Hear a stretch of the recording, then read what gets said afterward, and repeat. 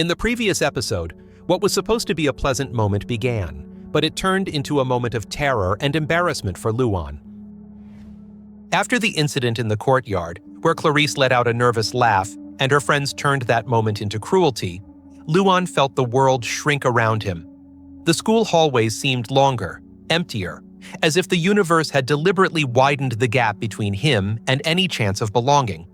The footsteps of other students echoed louder than before, and every distant laugh made him flinch, convinced they were still talking about him. That rejection wasn't just a no, it was a public exposure of his deepest insecurity, his thinness. For the rest of the day, Luan couldn't focus on anything. The math teacher was explaining something, but the words slid across the room like a foreign language. He just stared at the scratches on the wooden desk, trying to erase the sound of the laughter that kept crashing back into his mind in rhythmic waves. He remembered the girls' faces, Clarice's startled expression, the shame burning up his chest like hot coals. He thought maybe he'd been too bold, maybe he was asking too much from life, maybe love wasn't meant for someone like him. When the final bell rang, Luan waited until the classroom emptied. He picked up his backpack slowly, as if it carried the weight of the entire world. The walk home was silent, even with the noise of traffic.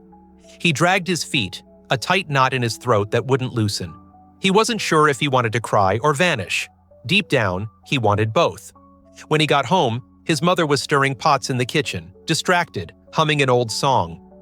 The moment Helena saw him, she knew something was wrong. Luan tried to act normal, tried to answer casually, tried to smile. He couldn't. The smile came out crooked. His eyes dropped to the floor. His hands shook a little. Her mother, Helena, approached without asking questions.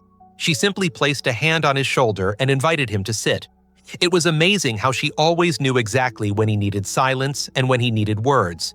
Right then, he needed both. After a few minutes, Luan told her what had happened, not in detail, but enough for her to feel the pain.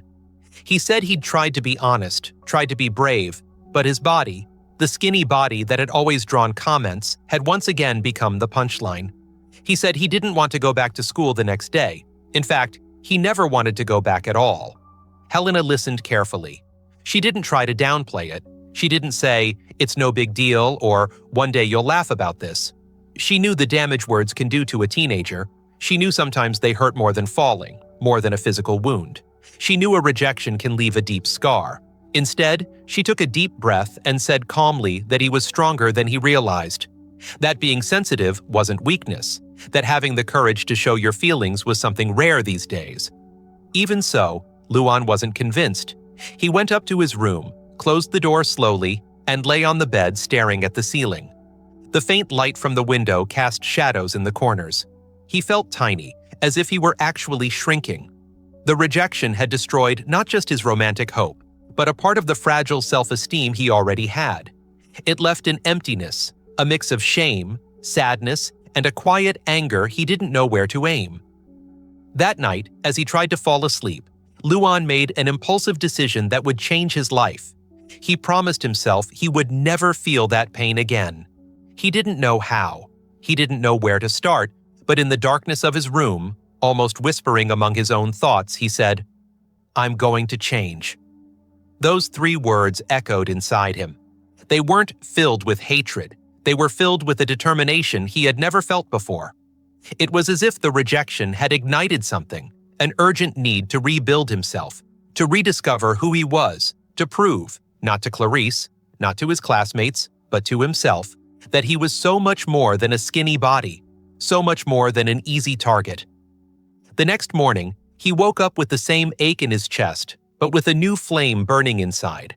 A small, fragile flame, but one that burned brightly enough to light the first step of the journey he was about to begin.